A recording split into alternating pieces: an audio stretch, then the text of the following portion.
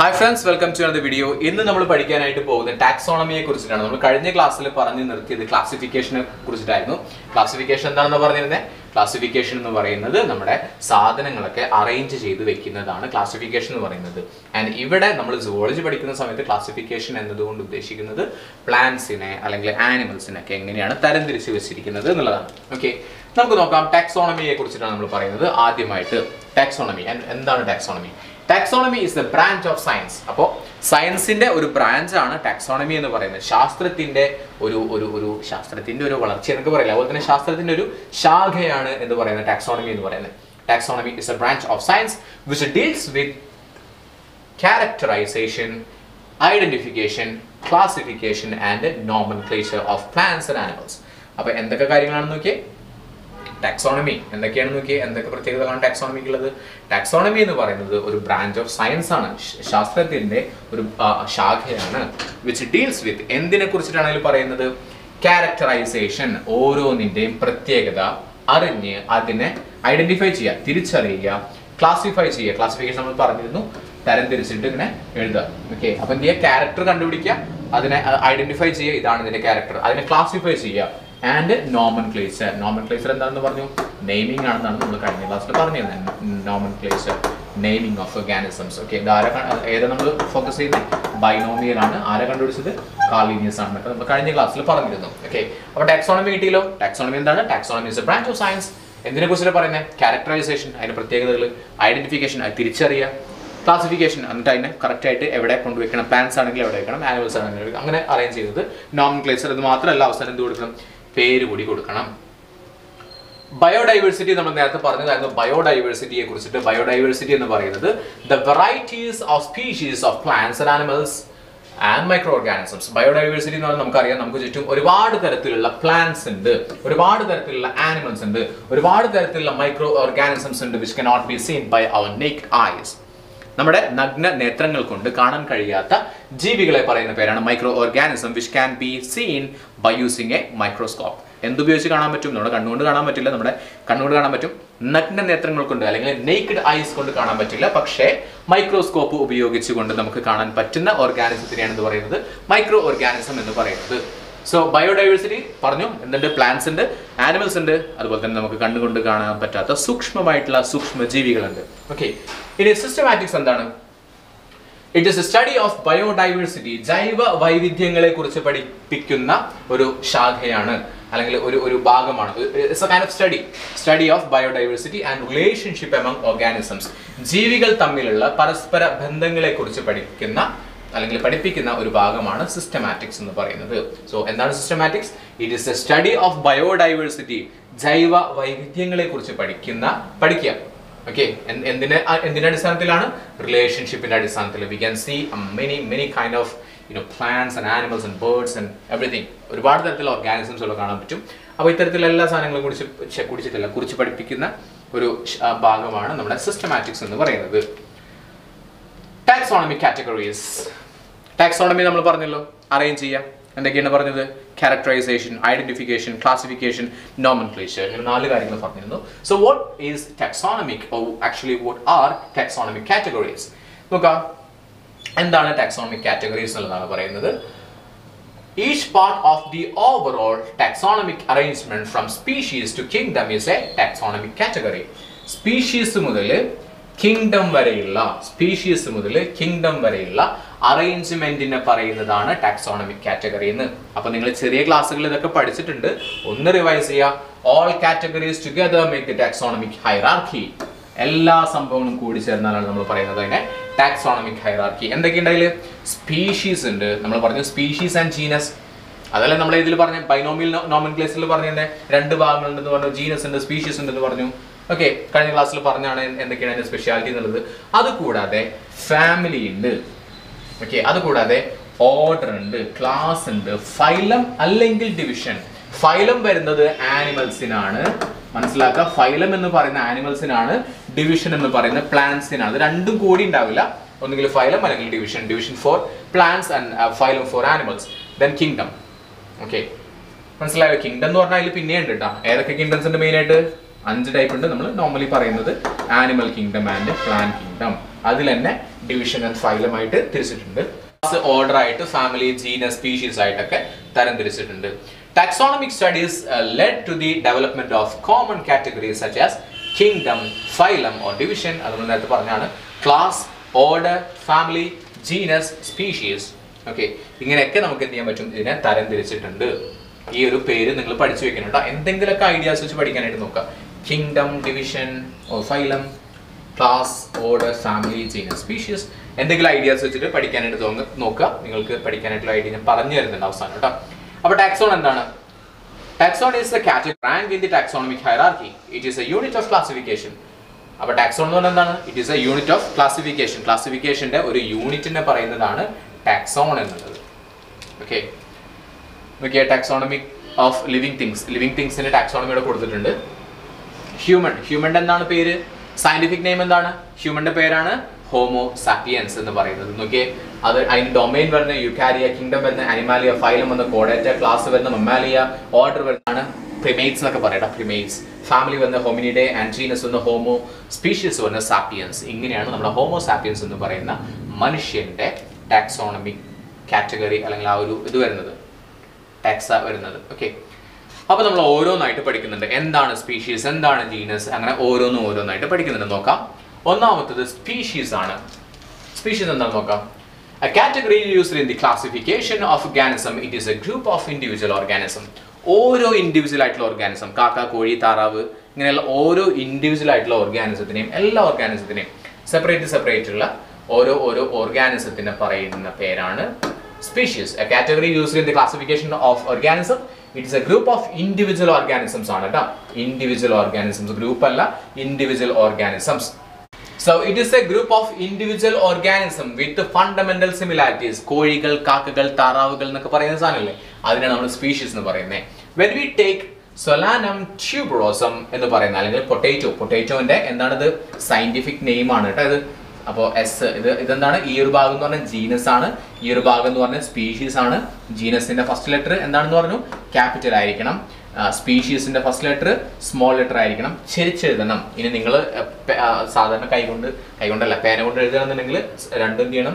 Separate ആയിട്ട് underline ചെയ്യണം എന്നൊക്കെ നമ്മൾ പറഞ്ഞിട്ടുണ്ടായിരുന്നു.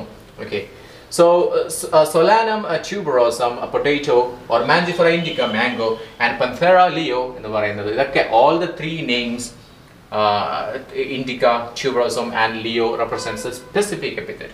അപ്പോൾ സ്പീഷീസ് എന്താണ്? സ്പീഷീസിന്റെ വേറെ പറയുന്ന പേരാണ് സ്പെസിഫിക് എപ്പിത്തറ്റ്.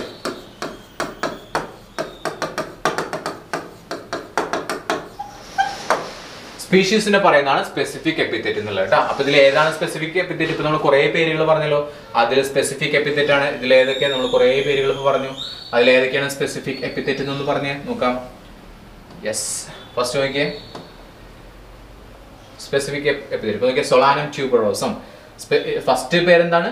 ജീനസ് ആണ്. രണ്ടാമത്തതാണ് സ്പെസിഫിക് എപ്പിത്തറ്റ്. അടുത്തൊക്കെ മാൻജിഫെറ ഇൻഡിക്ക എന്നുള്ളതാണ്. പന്തേറ ലിയോ എന്നുള്ളതാണ്. എന്തെന്ന് പറയുന്നത് ഇവിടെ കൊടുത്തിട്ടുണ്ട്. Indica, tuberosum and leo represent the specific epithet, while the first word Solanum, Mangifera, Panthera എന്നൊക്കെ പറയുന്നതൊക്കെ എന്താണ്? ജനറ ആണ്, അല്ലെന്നുണ്ടെങ്കിൽ അതിന്റെ എന്താണ്? ജീനസ് ആണ്. Okay, and represents A higher level of taxon or category. Taxon എന്ന് പറഞ്ഞ കാറ്റഗറി ആണ് കേട്ടോ, ഒരു ഭാഗമാണ്. ഇതിനകത്ത് പറഞ്ഞായിരുന്നു. Each genus may have one or more than one specific epithet representing different organisms. ഇനി ജീനസ് നോക്കുന്ന സമയത്ത് ഡിഫറെന്റ് ആയിട്ടുള്ളതായിരിക്കും. അതിനെ കുറിച്ച് നമ്മൾ പറയുന്നുണ്ട്, നോക്കാം. ജീനസിനെ കുറിച്ചിട്ടാണ് നെക്സ്റ്റ് പറയുന്നത്. സോ സ്പീഷീസ് ഒക്കെ ആണല്ലോ. സ്പീഷീസ് വന്നാൽ ഇപ്പൊ നോക്കിയേ, രണ്ട് പേരുകൾ കൊടുത്തിട്ടുണ്ട് കേട്ടോ. സോ ഈ പിക്ചറിൽ നമുക്ക് രണ്ട് പ്ലാന്റ്സിനെ കാണാൻ പറ്റുന്നുണ്ട്. ഒന്നാമത്തെ പേര് നോക്കിയേ, സൊലാനം നൈഗ്ര. അപ്പൊ ഇത് എഴുതേണ്ട പ്രത്യേകത നോക്കിയാൽ, നിങ്ങൾ കൈകൊണ്ട് എഴുതണമെങ്കിൽ എന്ത് ചെയ്യണമെന്ന് പറഞ്ഞു? ഒന്നാമത്തത് ക്യാപിറ്റല്, ജീനസ് നെയിം ഇവിടെ സ്മോൾ ലെറ്റർ, രണ്ടും എന്ത് ചെയ്യണം? സെപ്പറേറ്റ് ആയിട്ട് അണ്ടർലൈൻ ചെയ്യണം എന്ന് പറഞ്ഞു. ഓക്കെ അല്ലേ? അടുത്ത് നോക്കിയാൽ, അടുത്തതും ജീനസ് സെയിം ആണ്. ജീനസ് ഏതായിരുന്നു? സൊലാനം. ഇത് തന്നെയാണ് ഇതിന്റെ ജീനസ് വരുന്നത്. ജീനസ് രണ്ടും സെയിം തന്നെയാണ്, പക്ഷേ ഇതിന്റെ സ്പീഷീസ് വ്യത്യാസമുണ്ട്.